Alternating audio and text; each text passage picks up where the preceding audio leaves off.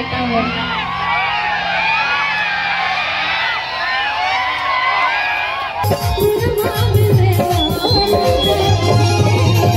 चैत चल रहा है ना, बहुत धूप बहुत गर्मी। अभी यहाँ पे भी फैन चल रहा है फिर भी बहुत गर्मी है, लेकिन गाने का जो बोल है शायद वो माहौल और गर्म कर देगा। लाइट सिंपल कर दीजिएगा, आपको बहुत ज्यादा लगता है। शिवान दीदी गाना सुनी है ना, जेठ की दोपहरी घामे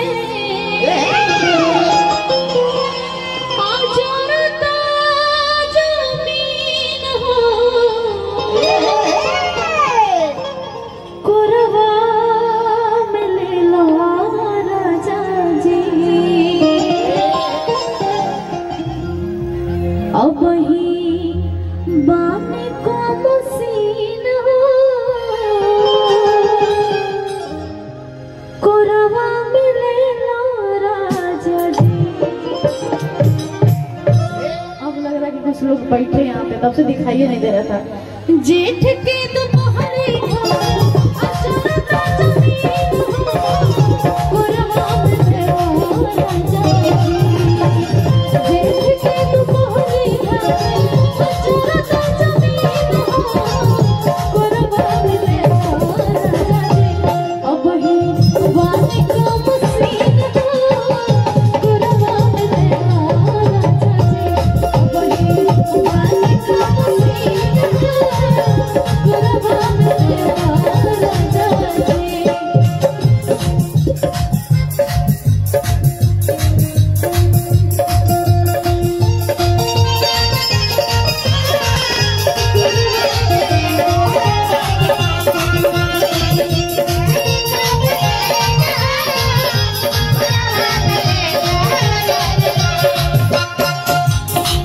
उधर भाग गई।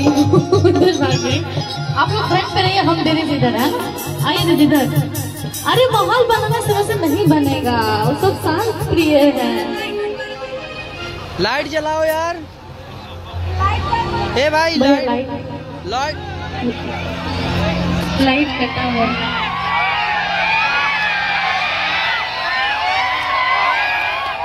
हो गया, हल्ला बहुत हो गया। कोई बात नहीं, लाइट आ जाएगा। चल नहीं जाला हमसे कोहिले न छूटी